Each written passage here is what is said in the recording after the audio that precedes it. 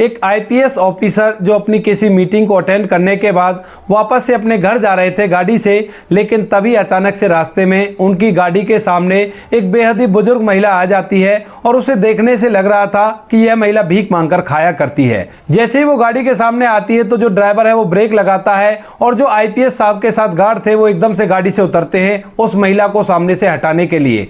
लेकिन जो आईपीएस साहब उस गाड़ी के अंदर बैठे हुए थे वो बेहद ही रहमदिल इंसान थे, तो इसी वजह से वो अपने गार्ड को रोकते हैं और खुद उतरकर उस महिला के पास जाते हैं। जैसे ही आईपीएस साहब उस महिला के पास जाते हैं तो वह एकदम से कहने लगती है कि बेटा तू आ गया और मेरे लिए खाना ले आया। अब इस बात को सुनकर जो आईपीएस साहब हैं उनकी आंखों में आंसू आ जाते हैं और वह बहुत कुछ बातों को सोचने लगते हैं। कौन थी वह बुजुर्ग महिला और किस वजह से आईपीएस साहब से बेटा कह रही थी? अगर वो उसकी मां थी तो इस हालत में कैसी थी? पूरी कहानी की सच्चाई जानने के लिए वीडियो को अंत तक जरूर देखें। मुंबई के अंदर एक गरीब परिवार रहा करता है जिस परिवार के अंदर केवल 6 सदस्य हैं। 2 माता पिता हैं और 4 उनके बच्चे हैं। पिता का नाम होता है तारिफ और उसकी पत्नी का नाम होता है नूरी, और उनके जो 4 बच्चे थे वो अभी छोटे ही थे, ज्यादा बड़े नहीं थे। जो बड़ा वाला लड़का था उसका नाम था अरशद और अरशद की उम्र महज 4.5 साल थी। यानी कि जो और भाई बहन थे वो अभी काफी ज्यादा छोटे थे और एक बच्चा तो अभी नीरू की गोदी में था, वो अभी 6 महीने का ही था। नूरी का पति मजदूरी करने के लिए जाया करता और नूरी घर के अंदर रहकर बच्चों को संभाला करती और छोटी मोटी जरूरतों को जो तारिफ था वो उनकी पूरी कर दिया करता। यानी कि परिवार बड़ा ही खुशनुमा था, कोई भी कैसी भी दिक्कत उनको नहीं थी। लेकिन दोस्तों वो कहते हैं ना कि हंसते खेलते परिवार को किसी की नजर लग गई। ऐसा ही कुछ इस परिवार के साथ होता है। जो तारिफ था जो बाहर से पैसे कमा कर लाया करता था, एक दिन अचानक से एक हादसे में उसकी मौत हो जाती है और मौत होने के बाद ये परिवार पूरा टूट सा जाता है। जब यह बात नूरी को पता चलती है कि उसके पति इस दुनिया में नहीं रहे हैं तो वो बहुत ही बुरी तरह से परेशान होती है और फूट फूट कर रोने लगती है, क्योंकि नूरी और तारिफ इस दुनिया में अकेले थे। तो जैसे ही उसे ये बात पता चलती है कि उसके पति अब इस दुनिया में नहीं रहे हैं तो वह फूट फूट कर रोती है और बहुत ही परेशान हो जाती है। उसके बाद उसका पति का अंतिम संस्कार किया जाता है और कुछ दिनों तक शोक सभा भी मनाई जाती है। लेकिन दोस्तों जो नूरी है उसके सामने अब मुसीबतों का पहाड़ टूट गया था, क्योंकि अब 4 बच्चों की जिम्मेवारी उसी के ऊपर आनी थी। अब कुछ दिनों तक तो अड़ोसी पड़ोसी उसको सहारा देते हैं, लेकिन कुछ दिनों बाद वो लोग भी सहारा देने से मना कर देते हैं और घर के अंदर खाने पीने तक की चीजें खत्म हो गई थी। इसके बाद नूरी फैसला करती है कि इस तरह से तो टाइम व्यतीत नहीं होगा, बच्चों का पेट पालना है और इसके लिए मुझे कुछ ना कुछ करना होगा। इसके बाद जो नूरी होती है वो दूसरे के घरों में काम करने लगती है। लेकिन दोस्तों उसके पास 4 बच्चे थे और एक बच्चा उससे अभी अभी हुआ था, तो इसी वजह से वो ज्यादा दिन तक इस तरह से अपने परिवार को नहीं संभाल पाती। 4 बच्चों का खर्चा उसके लिए काफी ज्यादा हो जाता है और इस खर्चे की पूर्ति वो नहीं कर पाती है। धीरे धीरे समय बीतता है, समय के साथ साथ नूरी के परिवार को भुखमरी का सामना करना पड़ता है। अब जैसे ही नूरी अपने बच्चों को भूख से बिलखता हुआ देखती है तो वह फूट फूट कर रोने लगती है कि उसके सामने उसके बच्चे भूखे मर रहे हैं और वह उनके लिए कुछ भी नहीं कर पाती है। वह और भी ज्यादा मेहनत करती है और कोशिश करती है कि किसी तरह से अपने बच्चों का भरण पोषण कर ले। लेकिन दोस्तों उसके सामने जो जो मुसीबत आ रही थी उनकी वजह से उसके दिमाग पर इन बातों का बहुत गहरा असर पड़ता है और साथ में भुखमरी की वजह से वह जिस काम पर जाया करती थी उस काम में भी अच्छी तरह से काम नहीं कर पाती है और जहां पर वो काम किया करती वहां से भी वो लोग उसे काम से निकाल देते हैं। अब इसके बाद नूरी सोचने लगती है कि मेरे बच्चे तो भूखे मर जाएंगे, अब मुझे क्या करने चाहिए। थोड़ी देर सोचने के बाद वह एक बहुत ही कठिन फैसला लेती है, जिस फैसले को शायद ही कोई माँ इस दुनिया में ले सकती थी। उसने फैसला किया था कि वो अपने सभी बच्चों को अनाथ आश्रम में छोड़ देगी और खुद इधर उधर रहकर अपना जीवन व्यतीत करेगी। इसके बाद नूरी अपने 4 बच्चों को लेकर एक अनाथ आश्रम पर जाती है और वहां पर अनाथ आश्रम वालों से रिक्वेस्ट करती है और उन्हें अपनी पूरी कहानी बताती है और कहती है कि मैं इन बच्चों का भरण पोषण करने में सक्षम नहीं हूं, तो आप लोग इन्हें अपने पास रख लीजिए और यहीं पर इनकी परवरिश कीजिए। कम से कम यहाँ पर खाने के लिए खाना तो मिल जाएगा, मेरे पास रहेंगे तो ये भूख से मर जाएंगे। तो इसी वजह से नूरी अपने 4 बच्चों को अनाथ आश्रम पर छोड़कर अपने कलेजे पर पत्थर रखकर वहां से चली जाती है। इधर उसके 4 बच्चे अनाथ आश्रम के अंदर रहने लगते हैं और वहीं पर अपना जीवन व्यतीत करने लगते हैं। धीरे धीरे समय बीतता है, समय के साथ साथ जो अरशद होता है उसकी पढ़ाई लिखाई का समय आ जाता है और अनाथ आश्रम वाले उसकी पढ़ाई लिखाई को चालू करवा देते हैं। उसके जो छोटे भाई बहन थे वो काफी छोटे थे, तो उनको कुछ लोगों के द्वारा गोद ले लिया गया था। केवल वहां पर अरशद ही रह गया था जिसको किसी ने भी गोद नहीं लिया था, क्योंकि उसकी उम्र ज्यादा हो गई थी। तो जो भी बच्चों को गोद लेने के लिए आया करता वह कम उम्र के बच्चों को ही पसंद किया करता है। धीरे धीरे समय बीतता है और समय के साथ साथ जो अरशद होता है वह अपनी स्कूली एजुकेशन को कंप्लीट कर लेता है अनाथ आश्रम में रहकर ही। लेकिन जो अरशद होता है वो बार बार देखा करता है जो भी व्यक्ति वहां से बच्चों को अडॉप्ट करने के लिए आया करते उनके पास बड़ी बड़ी कार रहा करती, अच्छे से वो कपड़े कपड़े पहना करते और उनको देखने से लगता था कि ये लोग काफी पैसे वाले लोग हैं और इस बात को देखकर अरशद के मन में भी पैसा कमाने की आ जाती है। वह सोचने लगता है कि अगर मैं यहाँ पर रहा तो कभी भी इतना पैसा नहीं कमाऊंगा और मुझे ऐसी ही जिंदगी जीनी है। इसके बाद जो अरशद होता है वो 18 साल का होने के बाद अनाथ आश्रम को छोड़ देता है और बाहर निकलकर इस दुनिया में पैसा कमाने की ठानता है। पैसा कमाने के लिए वो बाहर काम की तलाश में घूमता है और उसे एक काम मिल भी जाता है। सुबह सुबह उसे न्यूज़पेपर बांटने का काम मिल जाता है और इस काम को करने के बाद उसे कुछ पैसे मिल जाया करते और उन्हीं को कमाकर अरशद खुश रहा करता।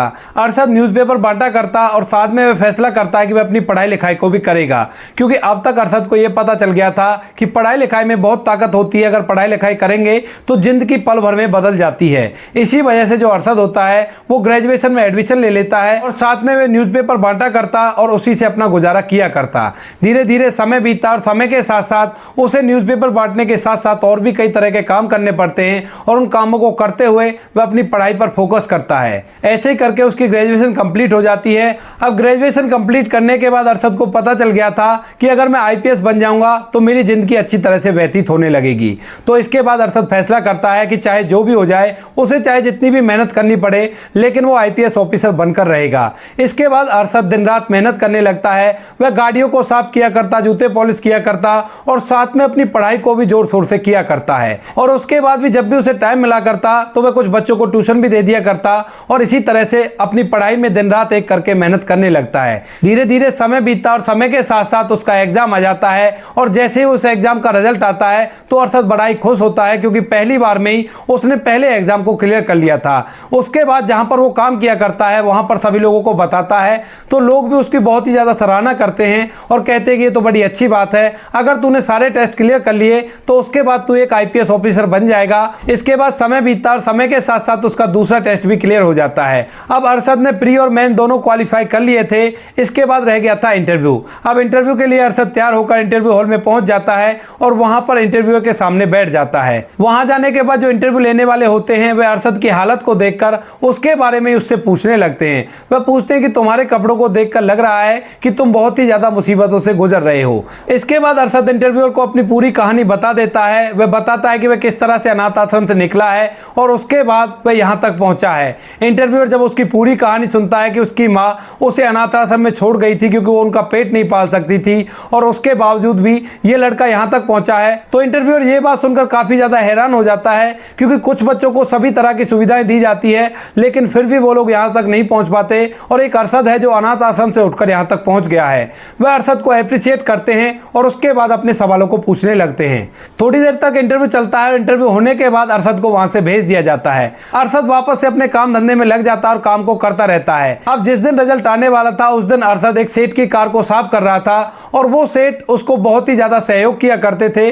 कभी उसे पैसों की कमी भी हुआ करती थी तो वह अपने पास से दे दिया करते थे। तो उसके बाद वह अपने सेठ को बताता है कि आज मेरा रिजल्ट आने वाला है तो आप अपने फोन में देखकर मुझे बता देना। तो इसके बाद जो सेठ जी होते हैं उन्हें भी इस बात की खुशी होती है और वह भी ऊपर वाले से दुआ करने लगते हैं कि इस बच्चे की जिंदगी संवर जाए और इसका नंबर सरकारी नौकरी में पड़ जाए। उसके बाद वह बाहर सीढ़ियों पर बैठ जाते हैं और बार बार फोन को चेक करते रहते हैं कि अरशद का रिजल्ट कब आएगा और कब वह उसे खुशखबरी सुनाएंगे।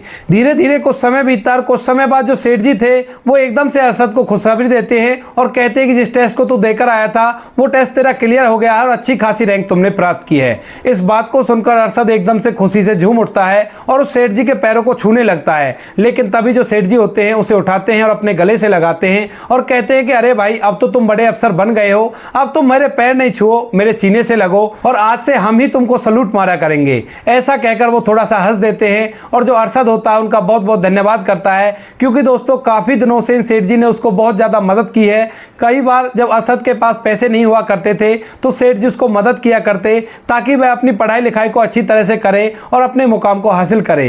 इसके बाद जो अरशद होता है वह अपनी ट्रेनिंग पर चला जाता है और 2 साल की ट्रेनिंग करने के बाद उसकी पोस्टिंग एक शहर में हो जाती है।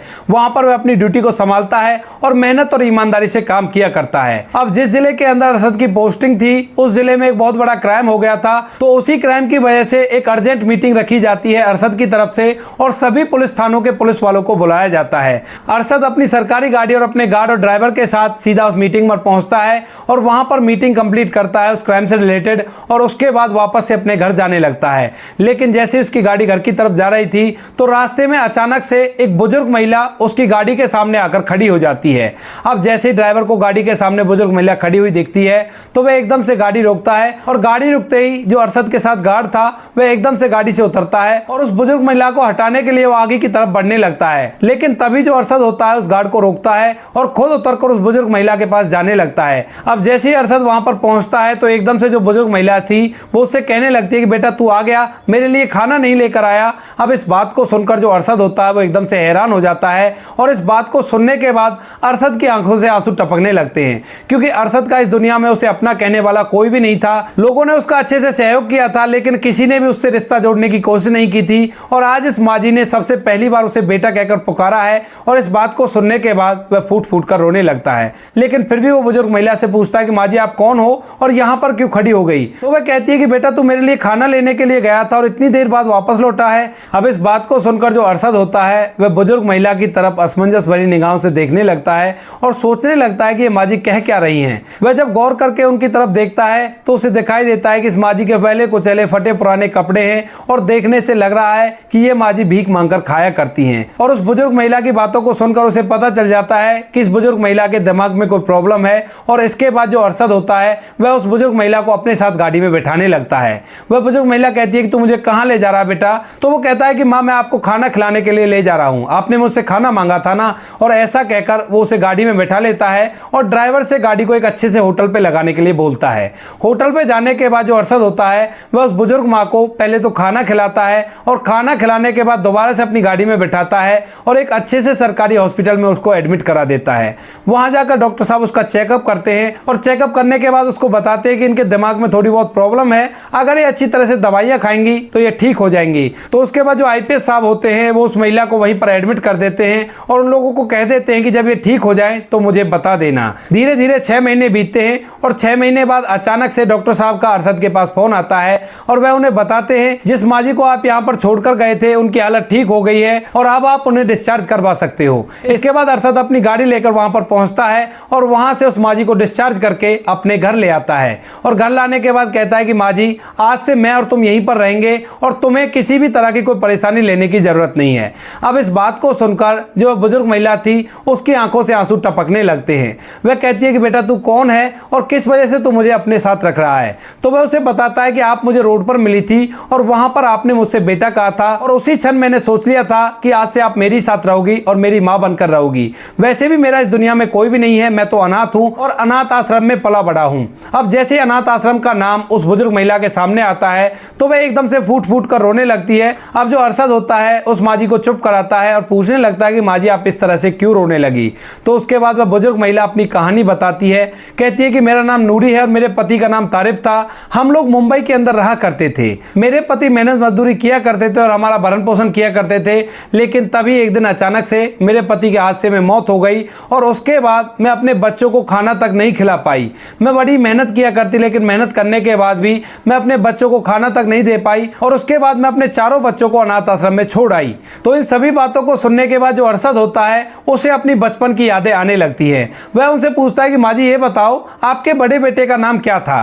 तो वह बताती है कि मेरे बड़े बेटे का नाम अरशद था। इसके बाद जो अरशद होता है वो एकदम से उसको गले से लगा लेता है और कहता है कि माँ मैं ही तो हूँ वो तेरा अरशद। अब जैसे ही माँ को ये पता चलता है कि ये उसका वही बेटा है जिसको वो अनाथ आश्रम में छोड़कर आ गई थी तो वह बहुत जोर जोर से फूट फूट कर रोती है। इधर जो अरशद है वह भी अपनी माँ की इस हालत को देखकर फूट फूट कर रोने लगता है। अब थोड़ी देर बाद दोनों शांत होते हैं और शांत होने के बाद अरशद अपनी माँ से पूछता है कि माँ आप उसके बाद कभी भी हमसे मिलने के लिए क्यों नहीं आई? तो उसके बाद उसकी माँ बताती है कि बेटा उस अनाथ आश्रम में तुमको छोड़ने के बाद जैसे मैं बाहर निकली और तभी अचानक से मेरा एक्सीडेंट होता है और उसके बाद से मुझे कुछ भी याद नहीं है। उसके बाद जब मुझे होश आया था तो मैं हॉस्पिटल में थी और डॉक्टर साहब मेरा इलाज कर रहे थे। तो अरशद समझ जाता है कि एक्सीडेंट के कारण की दिमागी हालत खराब हो गई और उसके बाद अब इनकी हालत जैसी ठीक हुई है तो इन्हें ये बातें याद आई हैं। अरशद अपनी माँ की मजबूरियों को समझता है और उसके बाद अपनी माँ की सेवा करने लगता है वहीं पर रखकर।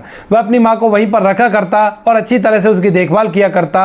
अब तभी एक दिन जो अरशद की माँ होती है वो उससे कहने लगती है कि बेटा तू तो यहाँ पर है लेकिन तुम्हारे 3 भाई बहन कहाँ पर हैं? वह अपनी माँ से कहता है कि माँ अगर तू मुझे मिल गई है तो मेरे भाई बहन भी मुझे मिल जाएंगे। इसके बाद आईपीएस साहब उस अनाथ आश्रम पर जाते हैं और वहाँ से पुराने रिकॉर्ड में से उन लोगों का एड्रेस लेते हैं जो उसके भाई बहनों को यहाँ से लेकर गए थे। थे। एड्रेस लेने के बाद वो उस जगह पर जाता है और वहां पर जाकर देखता है कि उसके तीनों भाई बहन अच्छे से जिंदगी जी रहे हैं और कोई भी कैसी भी परेशानी नहीं है, और आकर अपनी माँ को बताता है कि माँ, मेरे तीनों भाई बहन अच्छे से जिंदगी जी रहे हैं और कैसी भी उनको कोई दिक्कत नहीं है। जो घर वाले उन्हें गोद लेकर गए हैं उन्होंने उनके जीवन को अच्छा बना दिया है और वो लोग अपनी जिंदगी में पूरी तरह से खुश हैं। तो अब मैं नहीं चाहता कि हम उनकी जिंदगी को डिस्टर्ब करें, वो अच्छे से अपनी जिंदगी जी रहे हैं और मैं और तुम यहाँ पर एक साथ रहेंगे। उसके बाद उसकी माँ भी उसके इस फैसले से राजी होती है और कहती है कि ठीक है बेटा, अगर तुम ऐसा चाहते हो तो ऐसा ही ठीक है। माँ बेटे दोनों उस घर के अंदर रहा करते हैं और धीरे धीरे कुछ समय और बीत जाता है। अब कुछ समय बाद एक दिन उसकी माँ उससे कहती है कि बेटा, अब तू काफी जवान हो गया है और तू शादी कर ले। अगर तेरी शादी हो जाएगी तो बहू घर के अंदर आ जाएगी और मेरा भी घर के अंदर मन लगने लगेगा, क्योंकि अरशद अक्सर अपने काम के सिलसिले में घर से बाहर रहा करता था और उस दौरान उसकी माँ घर के अंदर अकेली रहा करती थी। उसके बाद जो अरशद होता है अपनी माँ के कहे अनुसार शादी करने के लिए तैयार हो जाता है और अपने लिए इधर उधर लड़की ढूंढने लगता है। कुछ दिनों लड़की ढूंढने के बाद उसे एक लड़की मिल जाती है और अपनी माँ को उस लड़की को दिखाता और कहता है कि माँ, अगर तुम कहो तो मैं इससे शादी कर लूं। तो उसके बाद उसकी माँ भी उसे अनुमति दे देती है और अरशद उस लड़की से शादी कर लेता है। अब शादी करने के बाद अरशद अपनी ड्यूटी जाया करता, पीछे से दोनों सास बहू घर के अंदर अच्छी तरह से रहा करती। उनका परिवार बड़ा ही खुशहाल होता है और अच्छी तरह से उनका समय व्यतीत होता है। तो दोस्तों, ये थी कहानी एक लड़के की जिसने पेपर डाले, जूते पॉलिश किए, गाड़ियों को साफ किया, बच्चों को ट्यूशन पढ़ाया और उसके बावजूद भी अपने मुकाम को हासिल किया। इस कहानी से उन लोगों को सीख लेनी चाहिए जिनके पास सब कुछ होता है और सब कुछ होने के बावजूद भी वो तरह तरह के बहाने लगा दिया करते हैं कि हमें ये नहीं मिला, हमें वो नहीं मिला,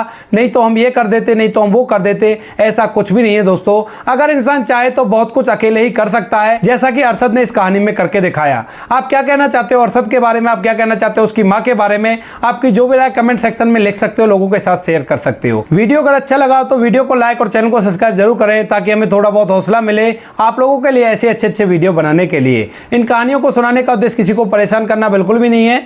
यह कहानी आपको इसलिए सुनाई जाती है ताकि आप लोग इन कहानियों में से कुछ ना कुछ सीख सको और अपने जीवन में उस चीज को अप्लाई कर सको। मिलते हैं किसी नेक्स्ट वीडियो में नए टॉपिक के साथ। तब तक के लिए जय हिंद, जय भारत, जय हिंदुस्तान।